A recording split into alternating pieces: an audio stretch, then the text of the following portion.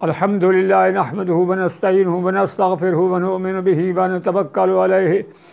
ونعوذ باللہ من شرور انفسنا ومن سیئات اعمالنا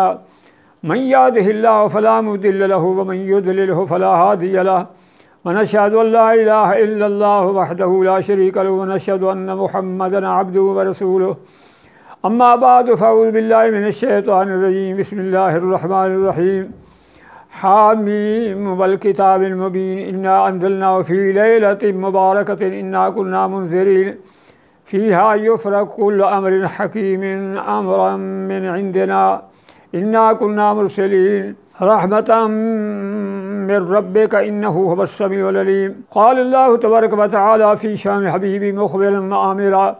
ان اللہ وملائکتہ یصلون علی النبی یا ایھا الذین آمنوا صلوا علیہ وسلموا تسلیما الصلاۃ والسلام علیک یا رسول اللہ الصلاۃ والسلام علیک وعلی آلک واصحابک یا حبیب اللہ۔ حضرت محترم، میں نے آپ کے سامنے 25 پارہ کی ایک آیہ مبارکہ تلاوت کرنے کا شرف حاصل کیا۔ سورہ دخان ہے اور یہ سورہ مکی ہے، اور اس آیت کریمہ کا جو میں نے 2 آیاتیں چند پڑھی ہیں، اس کا ترجمہ یہ ہے کہ قسم ہے روشن کتاب کی، انا انزلنا فی لیلۃ مبارکۃ، ہم نے اس کو برکت والی رات میں اس قرآن کو نازل کیا۔ انا انزلنا فی لیلۃ مبارکۃ انا کنا منذرین، بے شک ہم ڈر سنانے والے ہیں۔ فیہا یفرق کل امر، اور اس رات میں ہر حکم بانٹ دیا جاتا ہے۔ یفرق کل امر من امر حکیم من عندنا، ہمارے پاس سے جو ہے ہر حکم بانٹ دیا جاتا ہے۔ انا کنا مرسلین، ہم رسولوں کو بھیجنے والے ہیں۔ انہ هو السمیع العلیم، بے شک وہ سنتا جانتا ہے۔ میں نے اس آیہ کریمہ کو، چند آیت کریمہ کو اپنے بیان کا اس لیے عنوان بنایا کہ یہ مہینہ شعبان المعظم کا مہینہ ہے۔ آج 13 تاریخ ہے شعبان المعظم کی، اور اس لیے عنوان بنایا تھا کہ ہم جو رات آ رہی ہے اس کی قدر کریں اور اس کی تکریم کریں، اس کی عزت کریں۔ تو اس آیہ کریمہ سے مراد بعض مفسرین نے لیا کہ لیلہ مبارکہ سے مراد شعبان المعظم کی رات ہے، لیکن یہ قول مرجوح ہے۔ اصل قول، پختہ اور راجح قول یہ ہے کہ لیلہ مبارکہ سے مراد لیلۃ القدر کی رات ہے، کیونکہ قرآن کریم جو ہے رمضان المبارک میں اتارا گیا، اور ساری کتابیں جو ہے وہ رمضان المبارک میں اتاری گئی ہیں۔ صحائف جو ہے آسمانی صحائف وہ بھی رمضان المبارک میں اتارے گئے، اور تورات جو ہے 6 تاریخ کو اتاری گئی، زبور جو ہے وہ 13 تاریخ کو، انجیل 18 تاریخ کو، اسی طرح قرآن کریم فرقان حمید لیلۃ القدر کی رات رمضان المبارک میں اتارا گیا۔ تو لیلہ مبارکہ سے مراد جو ہے شعبان کی رات نہیں ہے، بلکہ حقیقتاً اس سے مراد جو ہے لیلۃ القدر کی رات ہے، جو شعبان رمضان المبارک میں مسلمانوں کو نصیب ہے۔ تو لیلہ مبارکہ سے مراد شعبان کی، یہ الگ بات ہے کہ شعبان المعظم کی اس رات، شعبان کی رات، 15ویں رات کی فضیلت حدیث سے ثابت ہے، اور تابعین سے ثابت ہے، صحابہ سے ثابت ہے، لیکن اس سے مراد لیلۃ مبارکہ سے مراد لیلۃ القدر کی رات ہے، لیلۃ القدر کی رات ہے، یہ شعبان کی رات نہیں ہے۔ ایک حدیث میں نے آپ کے سامنے پڑھی ہے، اس حدیث کے راوی حضرت علی شیر خدا رضی اللہ تعالیٰ عنہ ہیں۔ آپ روایت فرماتے ہیں کہ آپ نے فرمایا کہ یہ شعبان کی 15 رات کو اللہ تبارک و تعالی اپنی شان کے مطابق آسمان دنیا کی طرف نزول جلال فرماتا ہے، اور پھر اللہ تبارک و تعالی اعلان کرتا ہے کہ کوئی ہے اپنے گناہوں کی بخشش مانگنے والا، میں اس کے گناہوں کو بخش دوں، اور کوئی ہے رزق طلب کرنے والا، میں اس کو رزق دوں، اور کوئی ہے مصیبت زدہ کہ میں اس کی مصیبت کو دور کروں۔ تو یہ اعلان جو ہے غروب شمس سے طلوع فجر تک یہ اعلان ہوتا رہتا ہے۔ فرق یہ ہے کہ رمضان المبارک لیلۃ القدر کی رات بھی برکت والی رات ہے، لیکن اس کی تعیین نہیں ہے۔ میرے آقا محبوب خدا محمد مصطفیٰ صلی اللہ علیہ وسلم نے فرمایا لیلۃ القدر کی رات کو 21 کی رات میں تلاش کرو، اور پھر 21 کو نصیب ہو گئی تو فابیا، ورنہ 23 کی رات کو تلاش کرو، ورنہ 25 کی رات کو تلاش کرو، یعنی طاق راتوں کو تلاش کرو، یا 27 کی رات کو، یا 29 کی رات کو۔ لیکن یہ ایسی رات ہے کہ یہ معین ہے، اس میں تعیین ہے کہ صرف اور صرف شب رات کی رات کو قیام کرنا۔ نبی پاک کے فرمان سے ثابت ہوتا ہے کہ قیام کرنا سنت ہے، اور دن کو روزہ رکھنا یہ بھی سنت ہے۔ نبی پاک صلی اللہ علیہ وسلم نے فرمایا فقوموا لیلہا، رات کو قیام کیا کرو، یعنی رات تمہاری عبادت گزرے اور دن جو ہے تمہارا وہ صیام میں گزرے، یعنی روزے کی حالت میں گزرے۔ اور پھر اس رات کو اپنے گناہوں کی معافی مانگیں، اور اس رات کو یہ خیال کریں کہ ہم نے جو حقوق اللہ ہیں اس سے ہماری غفلت ہوئی، اور اس کا ازالہ کریں۔ اور اس کا ازالہ یہ ہے کہ جتنی نمازیں قضا ہیں وہ ادا کریں، اور پھر اس رات کو ہم عاد کریں۔ جو روزے ہم سے یا اللہ قضا ہوئے ہیں اس کی ہم ادا کریں گے، پھر دوبارہ اس کی قضا کریں گے۔ اور اسی طرح جو زکوٰۃ فرض زکوٰۃ ہے وہ ادا نہیں کی گئی تو اس زکوٰۃ کو یا عشر کو ادا کریں گے۔ اور جن کا قرضہ دینا ہے، حقوق العباد ہے، یہ ضروری ہے کہ اس کا جو ہے قرض ادا کریں۔ اور اگر کسی پر ستم یا ظلم کیا ہے، کسی پہ زیادتی کی ہے، تو وہ زیادتی کی معافی مانگیں، کیونکہ یہ رات ایسی رات بابرکت رات ہے کہ اللہ تبارک و تعالی تمام لوگوں کی مغفرت فرما دیتا ہے۔ حضرت ابی موسیٰ اشعری رضی اللہ تعالی عنہ سے روایت ہے کہ آپ نے فرمایا فَيَغْفِرُ لِجَمِيعِ خَلْقِهِ إِلَّا لِمُشْرِكٍ أَوْ مُشَاهِنٍ۔ آپ نے فرمایا کہ اللہ تعالیٰ ساری مخلوق کی مغفرت فرما دیتا ہے، ہاں مشرک کی مغفرت نہیں ہوتی، یا کینہ رکھتا ہے یا بغض رکھتا ہے، اور اس کی بھی مغفرت نہیں ہوتی، کیونکہ یہ کینہ رکھنا یہ ایک بہت بری بیماری ہے۔ اس کے متعلق نبی پاک صلی اللہ علیہ وسلم نے فرمایا کہ الحسد تاکل الحسنات کما تاکل النار الحطب۔ یہ حسد جو ہے یہ نیکیوں کو اس طرح جلا دیتا ہے، ختم کر دیتا ہے، جیسے سوکھی لکڑی کو آگ جلاتی ہے، ختم کر دیتی ہے۔ تو اس طرح حسد جو ہے وہ حسد سے پاک رہنا چاہیے اور پاک ہونا چاہیے۔ اور اس رات میں ان لوگوں کی مغفرت نہیں ہوتی جو والدین کی نافرمانی کرتے ہیں، اور ان لوگوں کی مغفرت نہیں ہوتی جو ہمیشہ شراب میں لت پت رہتے ہیں، ان لوگوں کی مغفرت نہیں ہوتی جو قطع رحمی کرتے ہیں، رشتہ داری کو قطع کرتے ہیں، اور ان لوگوں کی مغفرت نہیں ہوتی جو ستاروں پر یقین رکھتے ہیں اور نجومی لوگوں کے پیچھے لگے ہوئے ہیں، اور ان لوگوں کی مغفرت نہیں ہوتی جو جادوگری کرتے ہیں اور ان کا پیشہ جادو کرنے والا، اور ان لوگوں کی مغفرت نہیں ہوتی جو شراب پیتے ہیں یا شراب بناتے ہیں۔ تو یہ رات ایسی رات ہے کہ والدین کی جو بے فرمان ہیں، لوگ نافرمانی کرتے ہیں، اور اس رات کو جاگنا اسی کا سود مند ہے۔ اپنے والدین کو راضی کریں، اور اس رات میں جاگنا اسی کے لیے نفع ہے جو شراب سے طیب ہو کر، سچے دل سے طیب ہو کر اپنے گناہوں کی معافی مانگتا ہے۔ اور اس رات کو ان لوگوں کی مغفرت ہوتی ہے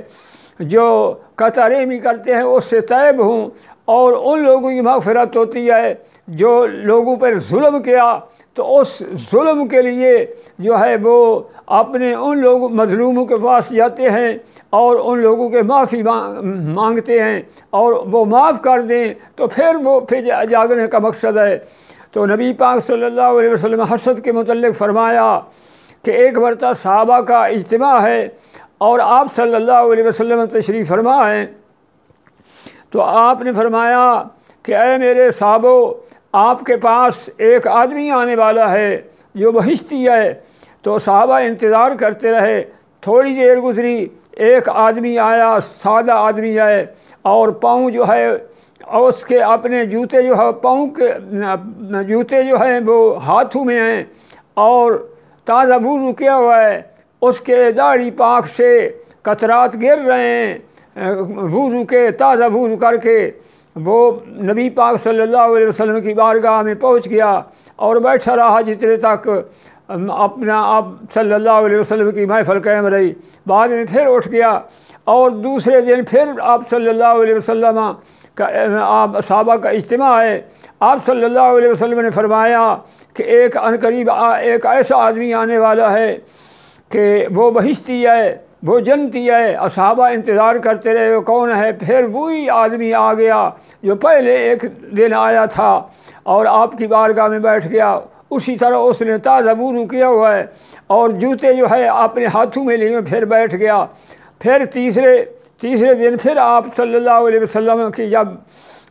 مبارک محفل سجی ہوئی تھی، آپ نے پھر یہ بشارت دی کہ عنقریب ایک آدمی ایسا آنے والا ہے ہمارے پاس، وہ جنتی ہے۔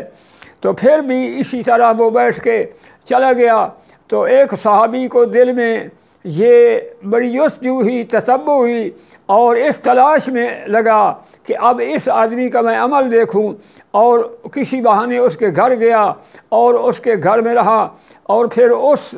آدمی کا عمل کیا دیکھتا ہے۔ اس آدمی نے نماز پڑھی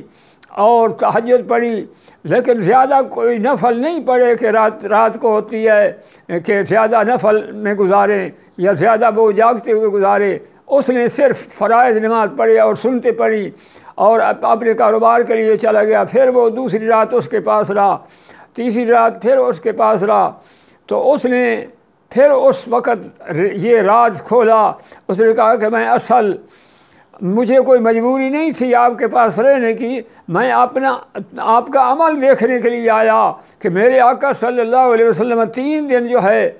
جنت کی بشارت دیتے رہے اور آپ جاتے، آپ بیٹھ کے پھر چلے جاتے، پھر دوسرے دن بھی اسی طرح بشارت، تیسرے دن بھی بشارت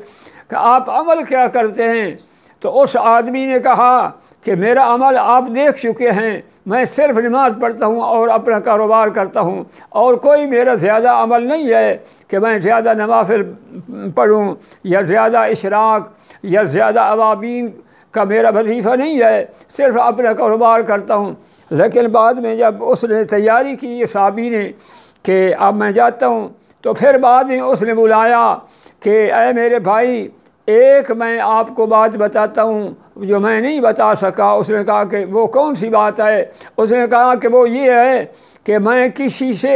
حسد نہیں کرتا، کسی اسلامی بھائی سے آج تک میرا حسد نہیں ہے، کینہ نہیں ہے۔ تو اس وقت اس کو پتہ چل گیا کہ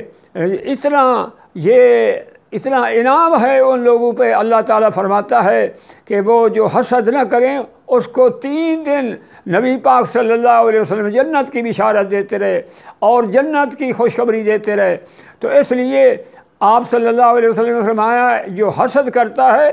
اس کی بخشش اس رات بھی نہیں ہوتی۔ جو کینے رکھتے ہیں، عداوت رکھتے ہیں، بغض رکھتے ہیں، کیونکہ یہ دل کی بیماری ہے، اس کو پاک کریں اور پاک ہو کے اس رات کو جاگیں۔ اور اس رات کو میرے آقا محبوب خدا محمد مصطفیٰ صلی اللہ علیہ وسلم نے فرمایا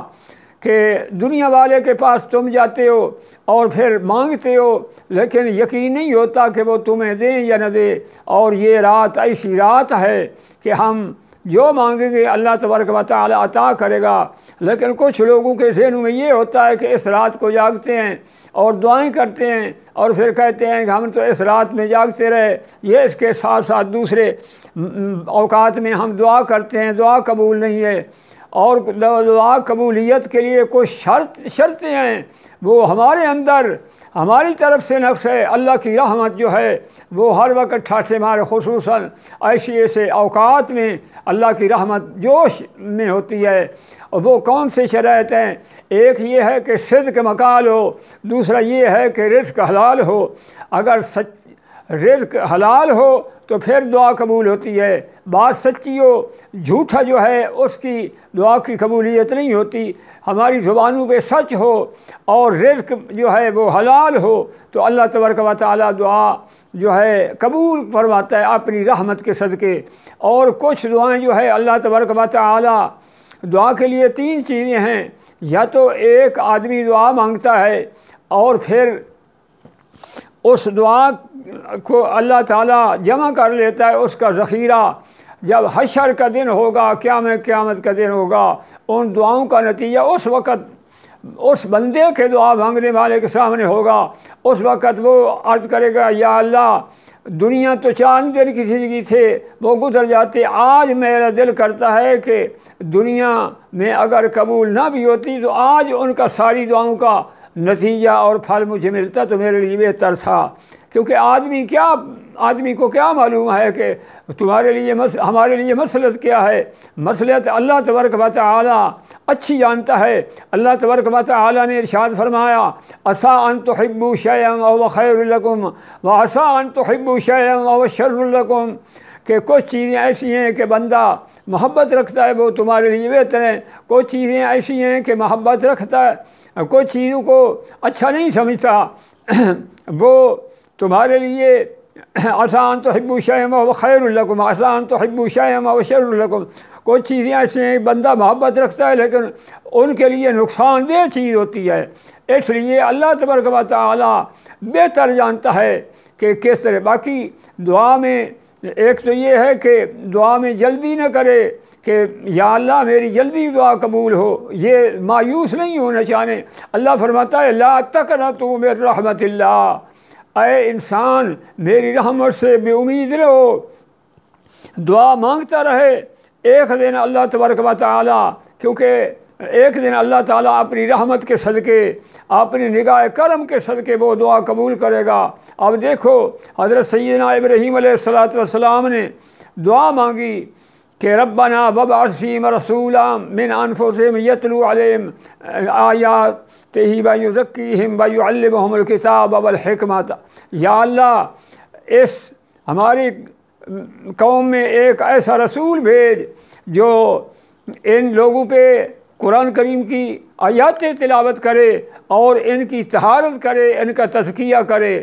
آخری رسول کے لیے محبوب علیہ السلام کے لیے آپ کے دادا پاک حضرت ابراہیم علیہ السلام دعا مانگ رہے ہیں، اور اس دعا کی قبولیت کا اثر جو ہے 2000 سال کے بعد میرے آقا محبوب خدا محمد مصطفیٰ صلی اللہ علیہ وسلم جلوہ افروز ہوئے۔ تو یہ آپ کی دعا 2000 سال گزر گئی۔ حضرت سیدنا آدم علیہ السلام نے جب دعا مانگی تو اللہ تبارک و تعالیٰ نے قبول فرمائی ہے پیغمبر کی دعا، لیکن 300 سال روتے رہے۔ 300 سال کے بعد آخر میں محبوب علیہ السلام کا وسیلہ پیش کیا، یا اللہ اس آخری نبی کا وسیلہ جس کا نام محمد مصطفیٰ صلی اللہ، یہ میری دعا قبول کر۔ تو اللہ تعالیٰ نبی کے نام پر جو ہے آپ کی دعا 300 سال کے بعد دعا کا نتیجہ اثر ہوا۔ تو اب ما شما کس قطار میں ہیں کہ ایک رات جا کے پھر جو ہے ہم شکوے کریں کہ ہماری دعا قبول نہیں، ہمارا کام ہے دامن پھیلانا، پھر اللہ تعالیٰ اپنی رحمت کے صدقے ہمارے دامن کو پر کرے یا خالی کر دے، تو پھر بھی انسان کا کام ہے، مسلمان کا کام ہے اللہ کے ہر کام پہ راضی رہنا چاہیے۔ تو اس لیے حدیث اور قرآن کا نچوڑ یہ ہے کہ اس رات کو نبی پاک صلی اللہ علیہ وسلم جنت البقیع میں گئے، اور اس مقام پر جو ہے حضرت عائشہ صدیقہ رضی اللہ تعالیٰ عنہ فرماتی ہیں کہ جس رات کو آپ جنت البقیع کی طرف تشریف، میرے یہاں کے یہاں پذیر تھے، میری باری تھی، اور اس وقت جب چادر پاک سے آپ علیحدہ خاموشی سے اٹھ گئے، اور وہ چادر ریشم کی بھی نہیں تھی اور سوتی کپڑے کے، وہ ایک اونٹ کے کمبل کا بنی ہوئی چادر تھی، آپ تشریف لے گئے۔ میں گھبرا گئی، میں پیچھے دوڑی کہ کیا ہو گیا ہے، لیکن سرکار جس مقام سے گزر جاتے وہ خوشبو سے معطر ہو جاتے، اور میں گئی تو جنت البقیع میں آپ تشریف فرما ہے۔ تو میں جلدی جلدی دوڑتی ہوئی اپنے گھر آئی تو سرکار نے فرمایا کہ اے عائشہ، کیا تمہارا کیا گمان ہے کہ اللہ اور اللہ کا رسول کسی پہ ظلم کرتا ہے؟ عرض کیا یا رسول اللہ صلی اللہ علیہ وسلم، میرے خیال میں یہ ہے کہ ہو سکتا ہے کسی اور زوجہ پاک کے پاس گئے ہوں، تو اس لیے میں نکلی۔ آپ نے فرمایا کہ میں آپ کو خوشخبری دوں کہ میری امت کی بخشش جو ہے اس رات کو قبیلہ کلب کے ریوڑ کے بالو سے تعداد سے زیادہ جو ہے مغفرت ہوتی ہے۔ تو اب یہ نبی کا علم ہے مسلمانوں، اب تقابل جو ہے مغفرت جن کی ہوتی ہے، ان کے ریوڑ جو ہے قبیلہ کلب، اس لیے ذکر کیا کہ ان کا بہت بڑا ریوڑ تھا۔ تو سرکار کا اتنا علم ہے، یہ علم غائب ہے کہ اب کسی کو ایک بھیڑ بکری کے بالو کا پتہ نہیں ہے، کوئی جتنی حساب کر لے، لیکن میرے آقا نے پورے ریوڑ کا حساب کر کے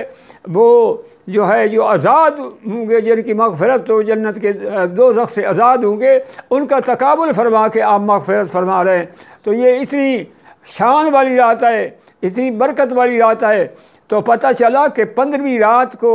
جو ہے رات کو جاگنا، رات کو عبادت کرنا، اور پھر اس رات کو صدقہ خیرات کرنا، اس رات کو قبرستان کی طرف جانا اور زیارت کرنا، قبور زیارت جو ہے کرنا، یہ ساری سنتے ہیں۔ باقی جو لوگ صرف اس میں یہ پٹاخے بجاتے ہیں یا شرلیاں چھوڑتے ہیں، یہ بالکل ناجائز ہے۔ اس میں ہمارے نوجوان، کیونکہ اس میں مالی نقصان بھی ہے، کئی جگہ پہ جانی نقصان بھی ہوا، کہ اس سے ہمیں مسلمانوں کو عبرت پکڑنی چاہیے، کیونکہ اللہ تبارک و تعالیٰ فرماتے ان المبذرین کانوا اخوان الشیاطین، جو فضول خرچی کرتے ہیں وہ شیطانوں کے بھائی ہوتے ہیں۔ تو یہ شیطانوں کے بھائی نہ بنے، اللہ تبارک و تعالیٰ کے رحمان کے بندے بنیں، اللہ کے بندے بن کے رہیں، اور اس رات کا ادب کریں، اس رات کا احترام کریں، اور اپنی اولاد کو روکیں ایسی شیطانی حرکات سے کہ جس سے مالی نقصان بھی ہوتا ہے، کئی جانی نقصان ہوتا ہے، اور جانی نقصان بھی ہوتا ہے، مالی نقصان بھی ہوتا ہے۔ مالی نقصان یہ ہے کہ وہ جو خرچ کرتے ہیں وہ سارا فضول خرچی میں ہے، اور جانی نقصان یہ کئی لوگوں کے جانیں ضائع ہو جاتی ہیں۔ تو اس لیے اور اس رات میں جو قاتل ہے اور وہ اس کی بھی مغفرت نہیں ہوتی، کیونکہ وہ خون بہاتا ہے لوگوں کے۔ تو یہ رات کی قدر کرنی چاہیے، کیونکہ جو خون بہاتا ہے تو وہ سوچنا چاہیے کہ ایک صحابی کے متعلق آتا ہے کہ جس کا نام حضرت اسامہ رضی اللہ تعالیٰ، ایک جہاد پہ قبیلہ جوہینہ کی طرف میرے آقا محبوب خدا محمد مصطفیٰ صلی اللہ علیہ وسلم کو صحابہ کو بھیجا، اور وہاں ان کی طرف جہاد کے لیے بھیجا۔ تو جہاد کے لیے اللہ تعالیٰ نے مسلمانوں کو کامیابی دی، لیکن ایک آدمی جو ہے وہ چلوایا تھا، ایک طرف بیٹھا کھڑا ہوا تھا۔ تو صحابہ نے حضرت اسامہ رضی اللہ تعالیٰ کے محبوب علیہ الصلوۃ والسلام کو یہ خاندان بڑا پیارا ہے، اور اس نے قتل کر دیا، حضرت اسامہ نے قتل کر دیا۔ تو نبی پاک اور اس نے کلمہ پڑھنا شروع کر، لا الہ الا اللہ محمد الرسول اللہ، اس نے کلمہ پڑھنا شروع، پھر بھی حضرت اسامہ نے قتل کر دیا۔ قتل کرنے کے بعد جب سرکار کی بارگاہ میں پہنچے تو سرکار نے فرمایا کہ جہاد کس طرح ہوا؟ تو عرض کیا یا رسول اللہ، ایک آدمی جو ہے اس کو میں نے قتل کیا، وہ جان بچانے کے لیے جو ہے وہ کلمہ پڑھ رہا تھا۔ آپ صلی اللہ علیہ وسلم نے فرمایا کیا تو نے جب اس نے کلمہ پڑھا تو کیا تو نے اس کا دل جو ہے چیر کر دیکھا ہے؟ کیوں اس کو قتل کیا ہے؟ لا الہ الا اللہ، باوجود اس کے کہ اس کو صحابی کو پتہ نہیں اتحادی غلطی ہوئی، تو جو جان بوجھ کے قصداً جو لوگوں کو قتل کرتے ومن قتلہ متعمدا فجزاؤ جہنم خالدا، جو جان بوجھ کے مسلمان کا خون بہاتے ہیں اس کی جزا جہنم ہے اور وہ جہنم میں ہمیشہ رہے گا۔ تو مسلمانوں اس رات میں طیب ہونا چاہیے، اور جو لوگوں کا اس نے نقصان کیا ہے، قتل کیا، خون بہایا ہے، ان سے معافی مانگے اور معاف کر دیں تو ان کی مہربانی ہے۔ آپ اللہ کی بارگاہ میں ہر وقت بندوں کے حقوق ادا کریں اور جو اللہ کے حقوق ہیں وہ بھی ادا کریں، اور اس رات کو باقی رہی یہ رات، یہ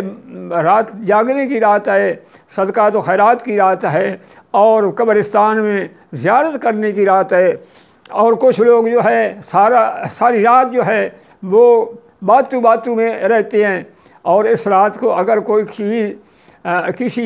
چیز کو پکا کے، اور کچھ لوگ اعتراض کرتے ہیں، اس میں کچھ لوگ جو ہے وہ اعتراض کرتے ہیں کہ حلوہ پکانا ضروری سمجھتے ہیں۔ نہیں، کوئی ضروری نہیں، جو چیز ہے مقصد ہے۔ اس میں مولانا اشرف علی تھانوی بھی تفسیر المواعظ میں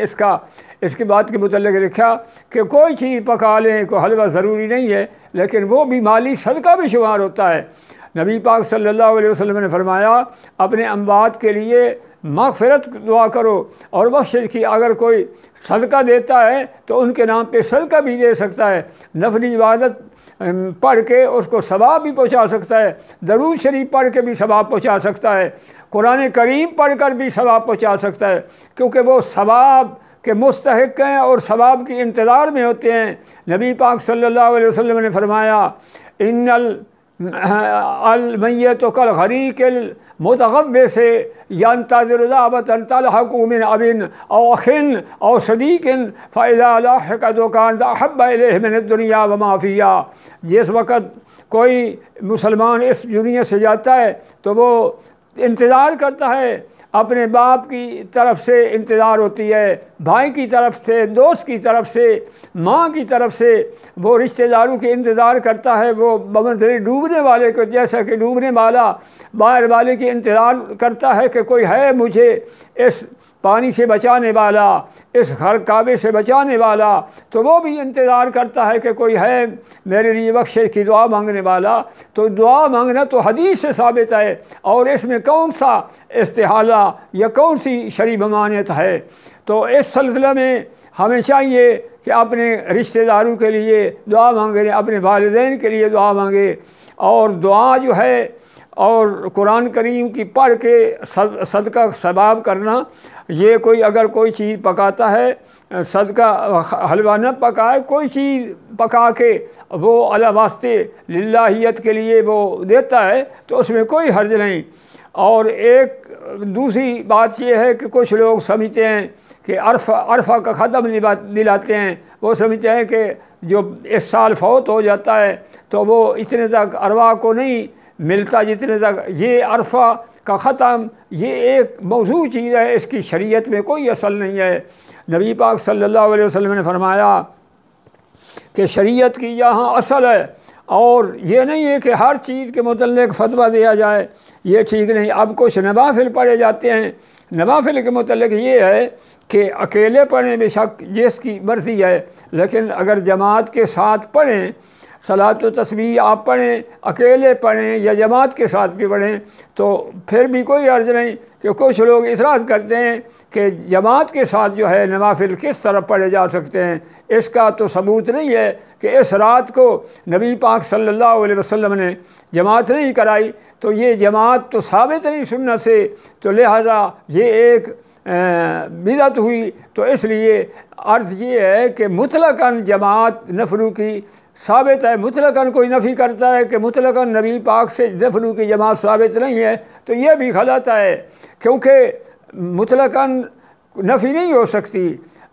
ہاں اس وقت اس موقع پہ نبی پاک صلی اللہ علیہ وسلم نے نفلوں کی جماعت نہیں کرائی، لیکن اگر کوئی جماعت کرا ہی لیتا ہے تو اس کا جماعت کی صورت میں سنت نہ صحیح، فرض نہ صحیح، واجب نہ صحیح، لیکن جماعت کی صورت تو ہے نا، کیونکہ ایک موقع پہ بخاری شریف دوسری جلد میں ہے صفحہ 814 پہ یہ حدیث موجود ہے کہ ایک اصحابی ہیں، انصاری صحابی، اس کا نام اتبان ہے، حضرت اتبان رضی اللہ تعالیٰ عنہ نے عرض کیا یا رسول اللہ صلی اللہ علیہ وسلم پہلے میں آتا تھا لیکن اب میری بینائی کمزور ہو گئی ہے، میں اسی مقام پہ کوئی ایسی جگہ گھر میں منتخب کرتا ہوں کہ میں وہاں نماز پڑھوں گا، اور میرے لوگ پیچھے لوگ جو مرضی سے خوشی سے پڑھیں تو ان کو بھی پڑھاؤں گا۔ یہ ایک وادی ہے، پانی زیادہ ہوتا ہے، میں نہیں آ سکتا، میری بینائی کمزور ہے، آپ کرم فرماؤ، آپ قدم رنجہ کرو، اس مقام پہ نفل پڑھو اور میرے لیے وہ جگہ برکت والی ہو جائے گی۔ کتنے صحابہ کا عقیدہ ہے کہ جس مقام پر میرے آقا تشریف فرما ہوں، جس مقام پر میرے آقا نفل پڑھیں تو وہ دوسری جگہوں سے افضل جگہ ہو جاتی ہے۔ جس مقام پر میرے آقا نے اپنا قدم رنجہ فرمایا ہو تو وہ دوسری جگہوں سے افضل جگہ ہو جاتی ہے۔ اور اس مقام کا کیا، اس جگہ کا کیا مقام ہے جس جگہ نبی پاک کی زندگی گزری اور جس جگہ آپ تشریف فرما ہیں۔ تو اس صحابی کو آپ نے وعدہ فرمایا، تو وعدہ کے متعلق حضرت سیدنا ابو بکر بھی آپ کے ساتھ ہیں اور آپ صلی اللہ علیہ وسلم تشریف لے گئے۔ حدیث پاک میں آتا ہے کہ باقاعدہ صفیں باندھی گئیں اور سورج چڑھ چکا تھا اور ایک دو آدمی نہیں تھے بلکہ کافی مجمع تھا، اور اس مجمع کو سرکار نے اس کے گھر میں نفلوں کی جماعت کرائی ہے۔ یہ بخاری شریف کی حدیث ہے، یہ عام نہیں ہے۔ تو پتہ چلا کہ نفلوں کی جماعت بھی سرکار نے کرائی ہے، یہ نہیں ہے کہ اس موقع پہ نہیں اور موقع پہ کرائی تو ہے نا، ممانعت نہیں ہے۔ تو اس سلسلہ میں مفتی محمد شفیع کراچی والے بنوری ٹاؤن والے نے ایک دعائیں لکھی ہیں، وہ دعائیں ہیں حج کی دعائیں ہیں، اور حج کے متعلق انہوں نے کتاب لکھی ہے۔ تو انہوں نے فرمایا، لکھا ہے کہ حجاج کرام جو دعائیں مانگتے ہیں وہ آگے سامنے دعائیں ہوتی ہیں اور وہ دعائیں مانگ رہے ہوتی ہیں۔ آپ نے فرمایا کہ یہ دعا اس موقع پہ نبی پاک نے نہیں مانگی، جو حجاج کرام کتابیں لے کے اس مقام پہ دعائیں مانگ رہے ہوتے، طواف کی حالت میں دعائیں مانگ رہے ہوتے ہیں، اور سارے طواف کے درمیان الگ، پہلے چکر کی اور دعا ہے، دوسرے چکر کی اور دعا ہے، حتیٰ کہ 7 چکروں کی الگ الگ دعائیں انہوں نے لکھی، اور ہر کتاب میں وہ کتاب ملتی ہے، ہر مکتب پہ وہ کتاب ملتی ہے۔ مولانا مفتی محمد شفیع علیہ رحمت کی وہ کتاب ملتی ہے، اور اس کتاب میں لکھا ہے کہ اس موقع پہ نبی نے دعا نہیں مانگی، نبی نے اس موقع پہ دعا، لیکن کہا جا سکتا کہ دعائیں یہ نجائز ہیں۔ دعا اگرچہ اس موقع پہ نہیں لیکن دعائیں مانگی گئی ہیں، دعائیں تو مانگی گئی ہیں، یہ نہیں ہے کہ دعائیں نہیں مانگی گئی۔ جب دعائیں مانگی گئی ہیں تو پھر اگر کوئی دعا وہ مانگتا ہے، چکروں کی دعا، چکر کے درمیان جو ہے طواف کرتے ہوئے دعا مانگتا ہے تو اس میں حرج بھی کوئی نہیں۔ تو اسی طرح اس موقع پہ جماعت اگر نہیں کرائی نبی پاک صلی اللہ علیہ وسلم نے، لیکن ایک وقت میں تو کرائی تو ہے نا۔ چلو ہم جماعت کو فرض نہیں سمجھتے، نفلی جماعت نہ واجب سمجھتے ہیں، ہمارا عقیدہ نہیں ہے، نہ سنت سمجھتے ہیں، ایک جماعت کے درجے میں اچھا، کیونکہ کئی لوگ جو ہے وہ صلاۃ و تسبیح کی دعائیں نہیں آتی اور وہ نہ پڑھ سکتے ہیں، اکیلے بھی نہیں پڑھ سکتے، تو اس کا بہت بڑا ثواب ہے، اور جماعت اس صدقے اور اس طفیل جو ہے اور اس کے وسیلے سے ان کو بھی صلاۃ و تسبیح نصیب ہو جاتی ہے، اور اس میں حرج کوئی نہیں، نہ سنت سے اس کی ممانعت ہے۔ تو عرض کر رہا تھا کہ لوگ عموماً پوچھتے ہیں کون سے نفل پڑھیں۔ حضرت محترم سب سے پہلے یہ ہے کہ نفل کیا، اس رات کو جو تمہاری نمازیں ہماری نمازیں قضا ہوئی ہیں وہ قضا نماز کو ادا کریں۔ کتنی نمازیں ہمارے ذمے ہیں،